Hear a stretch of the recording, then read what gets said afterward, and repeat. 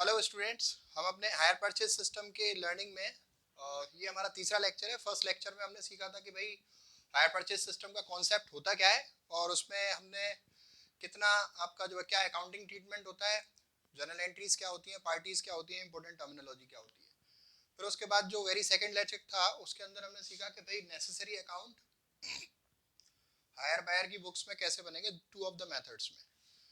दोनों मेथड दो मेथड इसके अंदर हमने डिस्कस किए थे हायर परचेज सिस्टम में। जर्नल एंट्रीज करने के लिए एसेट एक्रूअल मेथड और total cash price method, right. और ये जो अकाउंटिंग ट्रीटमेंट, चाहे जर्नल एंट्री हो चाहे ये जो है अकाउंट्स के फॉर्मेट है, ये आपके किसकी बुक्स में है? In the books of hire buyer. दोनों पार्टीज की बुक्स में हमें एक एक करके सीखना है। तो कल हमने सीखा था in the books of hire buyer, खरीदने वाले की बुक्स में। बायर कह देता हूं मैं, वैसे लिखते हैं हम उसको हायर बायर ही है, ठीक है, हायररी लिखते हैं। तो जैसे अकाउंटिंग ट्रीटमेंट आपसे डिस्कस किया था जर्नल एंट्रीज वगैरह, तो उसी हिसाब से हमारे जो है अकाउंट्स वगैरह भी इसके अंदर बनते हैं। एसेट एक्रूअल मेथड और टोटल कैश प्राइस मेथड में अभी अपन आज क्या करेंगे, इसका थोड़ा सा रिवाइज करा के फिर आपको इंटरेस्ट कैलकुलेशन सिखाएंगे, राइट। दो मेथड्स की एटलीस्ट।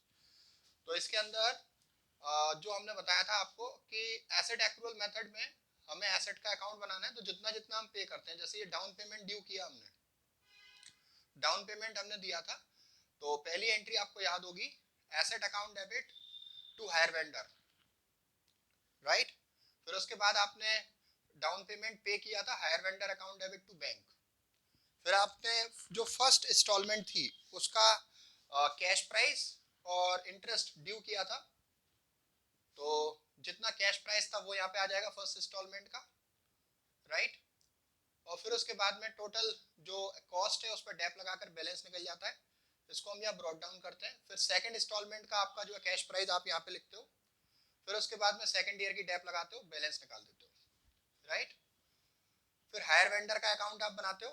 हायर वेंडर के अकाउंट में आपको बताया था जितना आप पे करोगे उतना ही आप ड्यू करोगे। जैसे एज्यूम 1 लाख रुपए आपने जो है डाउन पेमेंट दिया, तो बाय सेट करके 1 लाख रुपए लिखेंगे, फिर इसको पे करेंगे।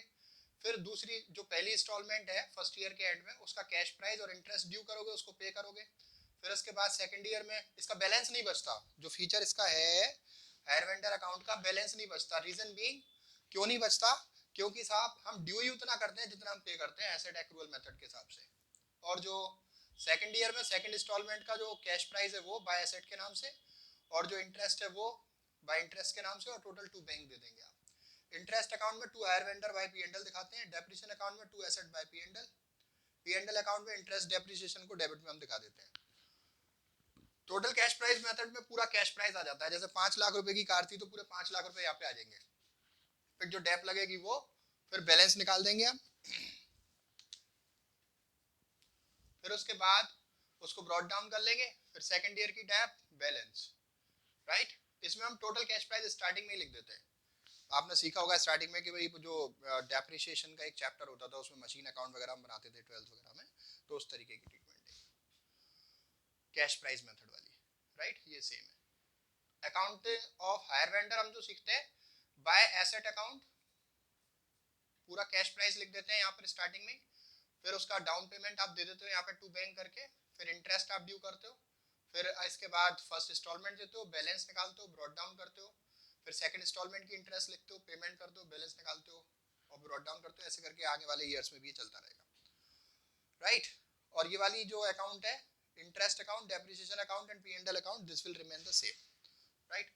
अभी आगे मुझे लेके चलना है आपको इंटरेस्ट की कैलकुलेशन की तरफ। तो आपको नोट कर लीजिए आप, कैलकुलेशन ऑफ इंटरेस्ट,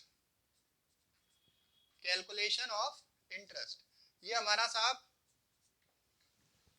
दो तरीके से होता है। जब रेट गिवन है इंटरेस्ट की, और जब रेट नॉट गिवन है इंटरेस्ट की। रेट गिवन है तो उसमें दो चीजें होती हैं। अगर रेट ऑफ इंटरेस्ट क्वेश्चन में गिवन है तो उसमें दो चीजें होती हैं कि साहब इंटरेस्ट हमारी इंक्लूड है, इंक्लूडेड इन इंस्टॉलमेंट, जो इंटरेस्ट है हमारी वो इंस्टॉलमेंट में इंक्लूड है। और दूसरी बात होती है कि इंटरेस्ट हमारी not included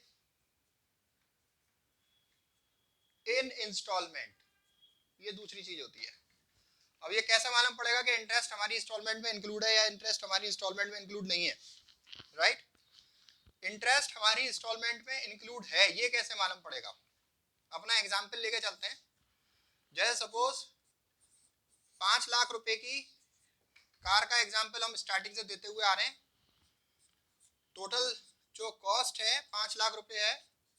down payment suppose 1 lakh रुपए आप दे रहे हो, बचे हुए आपके 4 लाख रुपए जो नेट कैश प्राइस है जिसको आपको चुकाना है। तो फिर आपका जो है, हमने उसमें इंस्टॉलमेंट एज्यूम की हुई थी 45,000 रुपीज की 10, तो टोटल आप पे कर रहे हो 4,50,000। राइट, ये आपका हायर परचेज प्राइस है, इतना आप पे कर रहे हो। या मान लो टोटल पेमेंट प्राइस, मान लो इसको मैं आगे इसको टोटल पेमेंट प्राइस भी बोलता हूँ और हायर परचेज प्राइस भी बोलता हूँ। अगर इंटरेस्ट इंक्लूड है तो हायर परचेज प्राइस हम बोल सकते हैं, और अगर इंटरेस्ट इंक्लूड नहीं है तो टोटल पेमेंट हम बोलते हैं। लेकिन आप दोनों सिचुएशन में टोटल पेमेंट बोलोगे तो कोई समस्या वाली बात नहीं है। यहाँ पर मुझे ये सिखाना है कि इंटरेस्ट इंस्टॉलमेंट में इंक्लूड कब मानी जाती है और कब नहीं मानी जाती है। तो इसका डिफरेंस यहाँ पर इंटरेस्ट रहेगा 50,000। अब कहानी क्या है कि जब भी आपका जो पेमेंट प्राइस है, पेमेंट प्राइस ज्यादा बैठेगा नेट कैश प्राइस से, payment price net cash price से ज्यादा बैठेगा तो हम मानते हैं कि इंटरेस्ट इंक्लूड है। ये जो हायर परचेज प्राइस है इसको मैं पेमेंट प्राइस लिख देता हूं तो आपकी कंफ्यूजन शायद दूर हो जाएगी। राइट, तो ये जो पेमेंट प्राइस है 4,50,000 रुपए आप चुका रहे हो, 4,50,000 रुपए आप चुका रहे हो, किसके बदले में? 4 लाख रुपए को पे करने के बदले में। तो जो भी आप ये 4,50,000 रुपए दे रहे हो वो आपका ज्यादा हो गया नेट कैश प्राइस से, तो उसमें इंटरेस्ट इंक्लूड है, ध्यान रखना।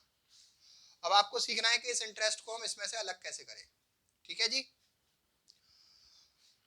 अभी जो दूसरा फीचर है ये कैसे मालूम पड़ेगा कि interest not included in instalment? ये ऐसे मालूम पड़ेगा आपको जब, जैसे सपोज ये कंडीशन 1 हो गई, कंडीशन टू ये है कि साहब 5 लाख रुपए की कार है, सवाल बोलेगा ऐसे जो मैं बोल रहा हूं कि 5 लाख रुपए की कार है, उसमें डाउन पेमेंट दिया 1 लाख रुपए, ब्रैकेट लगाते हैं माइनस करने वाली चीजों के लिए, नेट कैश प्राइस आ गया आपका 4 लाख रुपए। अब वो आपसे बोल रहा है कि 1 लाख रुपए की 4 इंस्टॉलमेंट में इसको हमने चुकाया टुगेदर विद इंटरेस्ट। राइट, या फिर 40,000 की 10 इंस्टॉलमेंट में चुकाया together with interest. Right, just suppose 40,000 की 10 इंस्टॉलमेंट में चुकाया टुगेदर विद इंटरेस्ट, तो पेमेंट प्राइस आपका कितना बना? 4 लाख रुपए। यहां इन दोनों में कोई डिफरेंस नहीं है, डिफरेंस आया नील। इसका मतलब हुआ कि इंस्टॉलमेंट में इंटरेस्ट इंक्लूड नहीं है। मैं एक बार और रिकैप कर रहा हूं, ध्यान से सुनिएगा बहुत। जब भी क्वेश्चन में ऐसा होगा कि आपसे वो कहेगा कि 5 लाख रुपए की कार, राइट, और उसमें डाउन पेमेंट दिया आपने 1 लाख रुपए और बचे आपके 4 लाख रुपए, उसको वो रिपे कर रहा है 45,000 की 10 इंस्टॉलमेंट में, तो टोटल 4,50,000 दे रहा है। तो जो टोटल पेमेंट जा रहा है वो नेट कैश प्राइस से एक्सीड कर रहा है। उसका मतलब ये होता है कि इंटरेस्ट इंस्टॉलमेंट में इंक्लूड है। राइट, ये कंडीशन 1 का सवाल हो गया जिसे हम सोल्व करना, इंटरेस्ट उसके अंदर हर इंस्टॉलमेंट में से अलग अलग करना सीखेंगे। राइट, पहले मेरा पर्पस ये है कि आप इसे पहचानना सीखो कि साहब कैसे आप पता करोगे कि कैलकुलेशन ऑफ इंटरेस्ट कौन सी कैटेगरी में आनी है। 4 वहां पर सिचुएशन है, रेट गिवन में 2 है, रेट नॉट गिवन में 2 है, ऐसे करके 4 हैं। ये 2 की बात हुई है, आगे 2 की और करेंगे। अच्छा, कंडीशन 2 पे आते। कंडीशन 2 पे वो कैसे कहेगा हमसे? कंडीशन 2 पे वो ऐसे कहेगा the total cost of car was 5 lakh rupees and 1 lakh was paid on delivery and the remaining payment was to be made in 10 installment of 40,000 each together with interest. Right इस तरीके से सवाल में लिखा होगा। उस लैंग्वेज पे, सेंटेंस पे ध्यान देना बार बार जो मैं बोल रहा हूँ, right. 5 lakh rupees costing car, 1 lakh payment on delivery and the remaining payment was to be made in 10 installment of 40,000 each together with interest। तो आपने क्या किया, नेट कैश प्राइस निकाला 4 लाख रुपीस, 40,000 की 10 इंस्टॉलमेंट निकाली, टोटल अमाउंट बैठा 4 लाख रुपए, वो दोनों बराबर बैठा। इसका मतलब इसमें इंटरेस्ट इंक्लूड इंस्टॉलमेंट में नहीं है। क्लियर? तो हम यहाँ पर कह सकते हैं कि जो पेमेंट प्राइस है वो नेट कैश प्राइस के बराबर है, राइट। इंटरेस्ट आपको अलग से देनी है। अच्छा, इंटरेस्ट नॉट गिवन में भी दो होती हैं बातें साहब।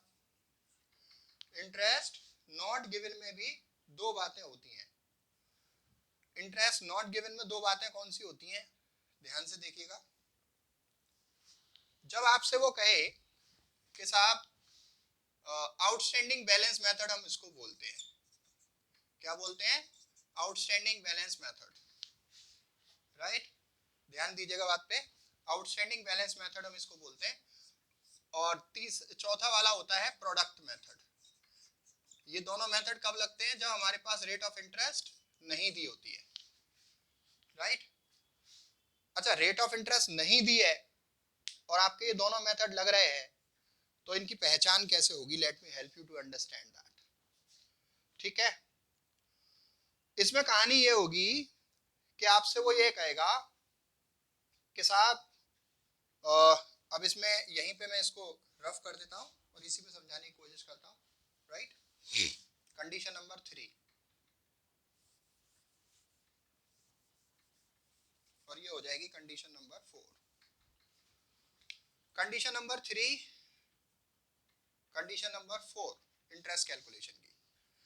अच्छा, आउटस्टैंडिंग बैलेंस मेथड तब लगता है जब आपका रेट ऑफ इंटरेस्ट नहीं गिवन है, आपको रेट ऑफ इंटरेस्ट क्वेश्चन में नहीं गिवन है, तब हमारा जो है आउटस्टैंडिंग बैलेंस मेथड लगता है। और सवाल किस तरीके से गिवन होगा वो सीख लीजिए आप। सवाल में दिया होगा कि the total cash price of car was 5 lakh rupees, payment was made as under, payment was made as under 1 lakh rupees 6 installment, rupees 1 lakh 6 annual installment।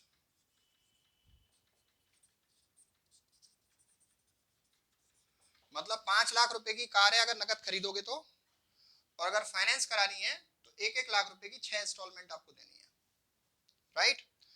तो यहां पर टोटल पेमेंट कितना हो गया, टोटल पेमेंट प्राइस कितना हो गया, 6 लाख रुपए हो गया,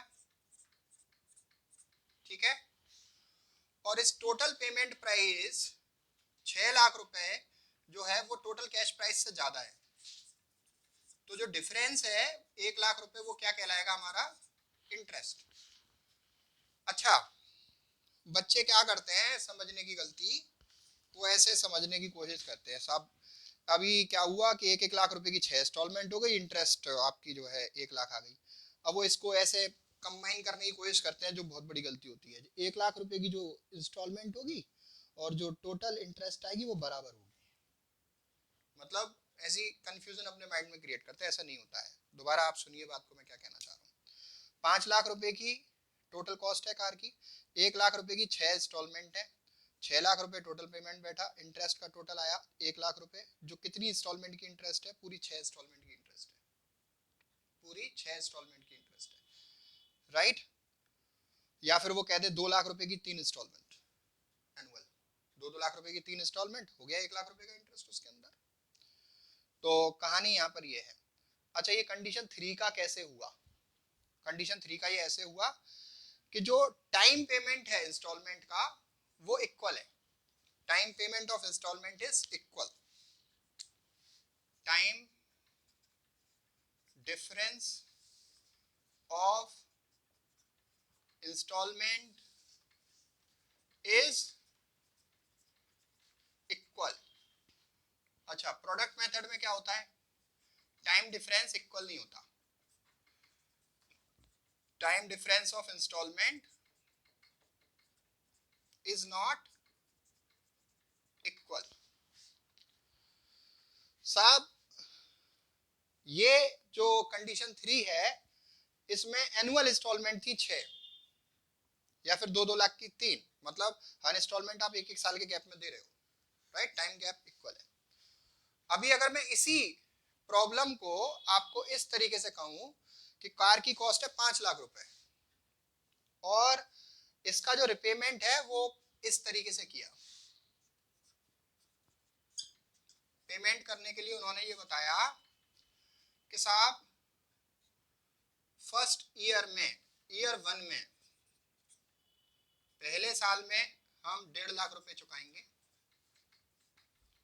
और तीसरे साल में हम 2 लाख रुपए चुकाएंगे और इसके बाद हम 6th ईयर में 2.5 लाख रुपए चुकाएंगे। इस तरीके की बात होगी। टोटल पेमेंट कितना हो गया? 6 लाख रुपए।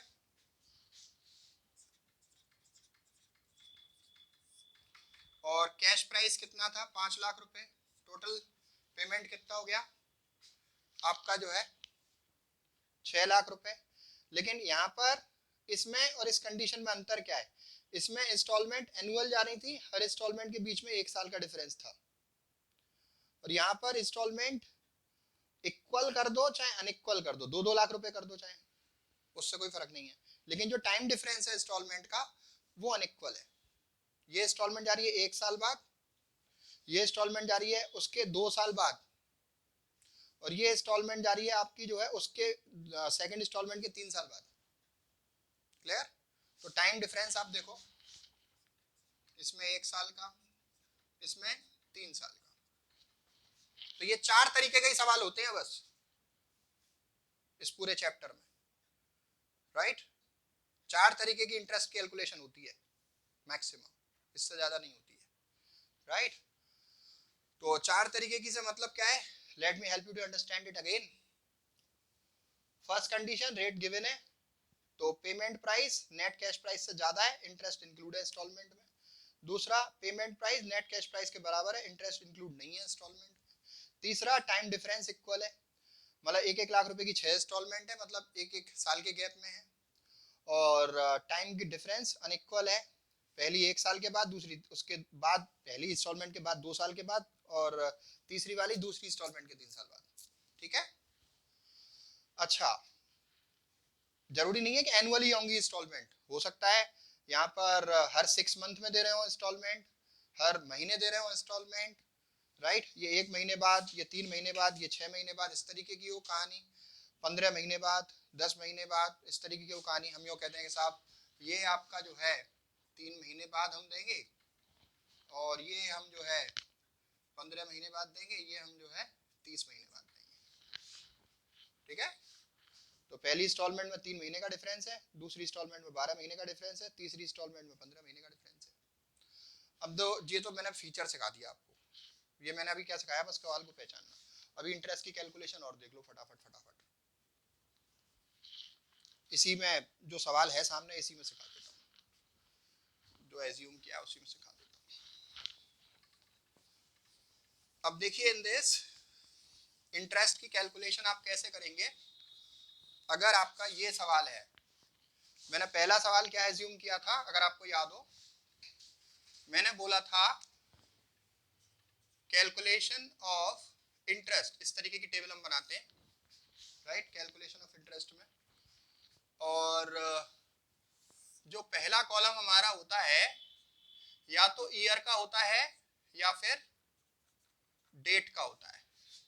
दूसरा कॉलम हमारा जो होता है वो आपका कैश प्राइस का होता है, कैश प्राइस।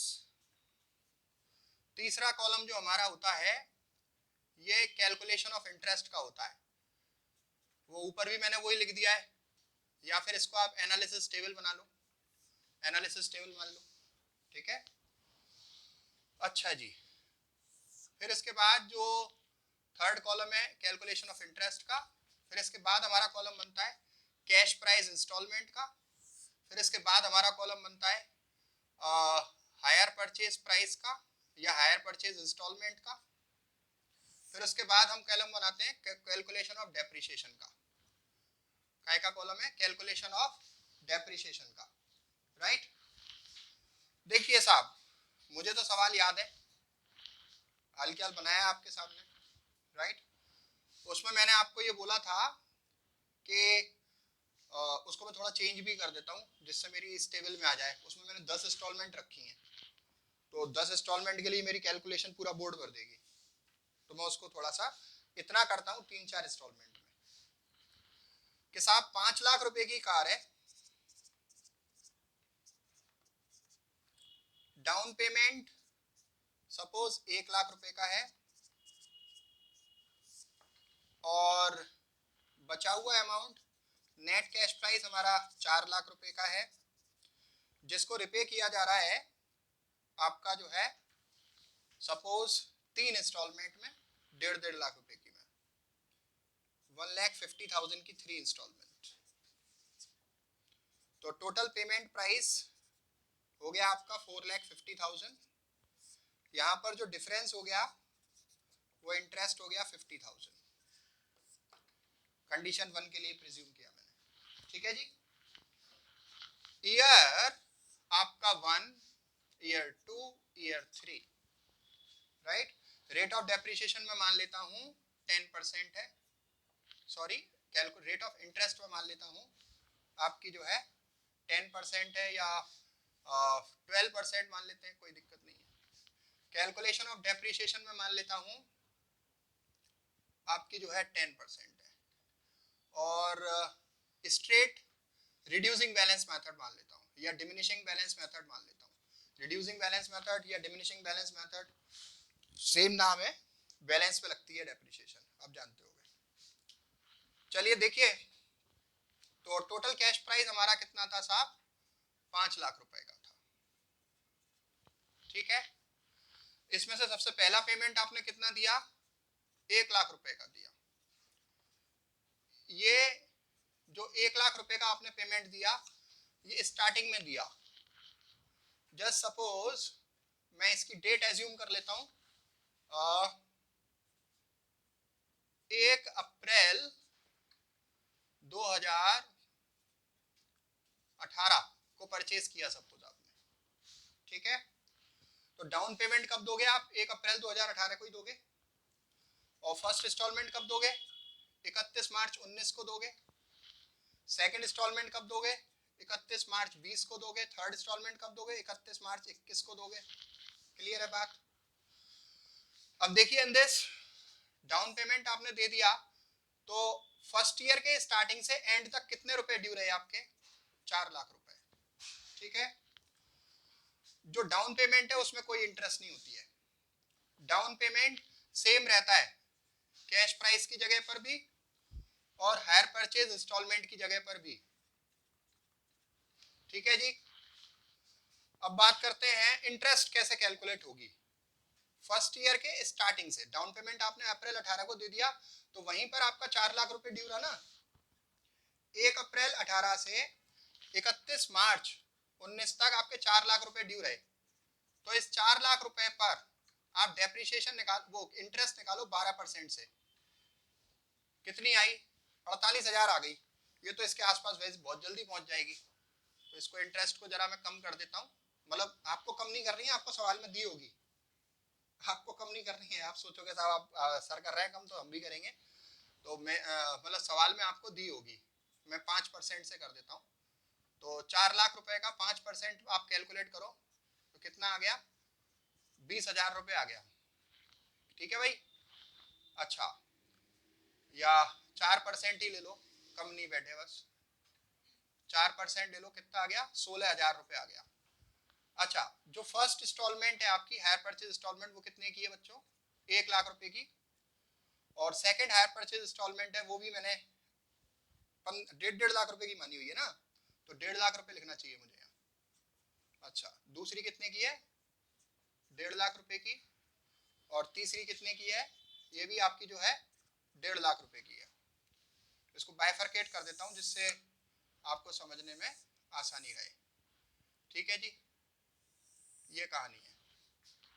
अब देखिए इन दिस, आपने जो फर्स्ट ईयर के स्टार्टिंग से एंड तक ड्यू रहा 4 लाख रुपए, उस पर 4% निकाली 16,000 रुपए, तो 1,50,000 रुपए की हायर परचेज इंस्टॉलमेंट है फर्स्ट ईयर के एंड में, जिसमें इंटरेस्ट कितना इंक्लूड है बताइए जरा, 16,000। इसे आप लेस कर दो तो कैश प्राइस कितना आ गया, 1,34,000 आ गया। इस 1,34,000 आपने पे कर दिया फर्स्ट इंस्टॉलमेंट के अंदर, कैश प्राइस आपने कितना पे कर दिया, 1,34,000। ठीक है जी, तो 1,34,000 आपने पे कर दिया, तो फर्स्ट ईयर के एंड के बाद आपका जो है सेकंड ईयर चालू हो गया, सेकंड ईयर के स्टार्टिंग से सेकंड ईयर के एंड तक कितना पेमेंट ड्यू रहेगा,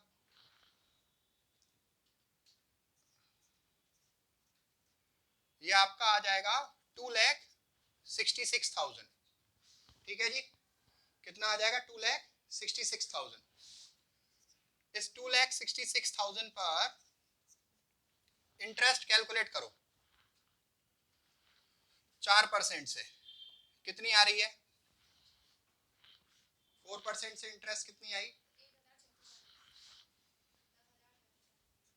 10,640, राइट। 1,50,000 की सेकंड इंस्टॉलमेंट है जिसके अंदर इंटरेस्ट हमारी इंक्लूड है 10,240, 10,640, सॉरी माफ कीजिएगा, इसको लेस करिए इसमें से, 139,360 मैं लेस कर देता हूँ। आपका 1,50,000 टोटल हायर परचेज इंस्टॉलमेंट है जिसके अंदर इंटरेस्ट है 10,640, तो अमाउंट आ गया आपका 139,360। ये आपका अमाउंट कैश प्राइस इंस्टॉलमेंट है सेकंड। ठीक है, आपने सेकंड इंस्टॉलमेंट पे कर दी, इसका मतलब ये कैश प्राइस पे हो गया, तो इसको आप लेस करिए 139,360 को, तो सेकंड ईयर के एंड में आपका ड्यू कितना रह जाएगा, वो रह जाएगा 126,640, राइट। अच्छा, यहां पर मैं आपको एक टिप दूंगा कि साहब लास्ट इंस्टॉलमेंट में आपको करना क्या चाहिए, लास्ट इंस्टॉलमेंट में आपको करना क्या चाहिए, कंडीशन फर्स्ट के सवाल में लास्ट इंस्टॉलमेंट में आप इंटरेस्ट कैलकुलेट करके मत देखो, सीधे डिफरेंस को मान लो, तो इसी को कैश प्राइस यहाँ पे लिख दो 126,640, इसको आप लेस कर दो 1,50,000 की हायर परचेज इंस्टॉलमेंट में से, तो 23,360, राइट। ऐसा हम करते हैं, ऐसा रूल होता है, ऐसा सही होता है, राइट। अभी क्या होगा, अभी मैं मान लो आपको चलो कैलकुलेट करके दिखाता हूँ, बच्चे तो कहते हैं ना क्यों आप कर रहे हो ऐसा, कैलकुलेट करो अभी तक, तो नियम तो बता दिया मैंने, अभी मैं इसको कैलकुलेट करके दिखाता हूँ। 126,640 पे 4% कैलकुलेट करता हूँ, 126,640 पे 4%, तो 5,065 आ रहा है, 5,065 आ रहा है 0.6, और जबकि हमारा जो इंटरेस्ट टोटल बैठना चाहिए, ये वाला अमाउंट, ये वाला अमाउंट और ये वाला अमाउंट, इसको टोटल आप करो तो कितना बैठना चाहिए, टोटल इंटरेस्ट कितनी बैठनी चाहिए, जितनी आपने स्टार्टिंग में पता कर ली थी, कितनी बैठनी चाहिए जितनी आपने स्टार्टिंग में पता कर ली थी, तो कैश प्राइस इंस्टॉलमेंट कितनी बैठनी चाहिए, ये टोटल कैश प्राइस के बराबर बैठनी चाहिए। कार को नकद खरीदोगे तो कितने में मिलेगी, 5 लाख रुपए में मिलेगी, और हायर परचेज इंस्टॉलमेंट कितना बैठना चाहिए, टोटल पेमेंट प्राइस के बराबर, 4.5 लाख रुपए ये दे रहे हो आप और 1 लाख का डाउन दे रहे हो, तो 5.5 लाख रुपए में पड़ रही है आपको कार। ठीक है, 5.5 लाख रुपए में से आप 5 लाख घटाओगे कैश प्राइस, तो टोटल इंटरेस्ट आ जाएगी 50,000 रुपए। क्लियर, तो ये कहानी है। तो अगर आप ये वाला मान लेते तो तो आपका टोटल इंटरेस्ट 50,000 नहीं बैठता, उससे कम बैठता, जबकि वो सेटल पूरी उसी के अंदर होनी चाहिए। और डेप्रिसिएशन और देख लीजिए, डेप्रिसिएशन हमेशा काय पे लगती है, कॉस्ट पे लगती है। कॉस्ट कितनी है, 5 लाख रुपए की कॉस्ट है, 5 लाख रुपए की कॉस्ट है, डेप्रिसिएशन कितनी आएगी फर्स्ट ईयर की, 10%, 50,000 लेस कर दिया, कितना बचा, 4,50,000। डिमिनिशिंग बैलेंस मेथड है तो बैलेंस पे लगेगी, सेकंड ईयर की 4,50,000 पे 10% 45,000 लेस कर दोगे, कितनी आ जाएगी आपकी 4,05,000, 40,500 की डेप थर्ड ईयर के एंड में लग जाएगी। तो ये आपका जो है उसके अंदर रहेगा। तो अगला टॉपिक जो ठीक इसके बाद हम सीखेंगे, कैलकुलेशन ऑफ इंटरेस्ट, आपका इंटरेस्ट नॉट इंक्लूडेड इंस्टॉलमेंट में, और वो दोनों, वो सारे हम एक साथ ही सीख लेंगे, राइट। अभी तक के लिए इसको रिवाइज करो और इससे रिलेटेड अकाउंट्स बना के देखो। Thank you so much.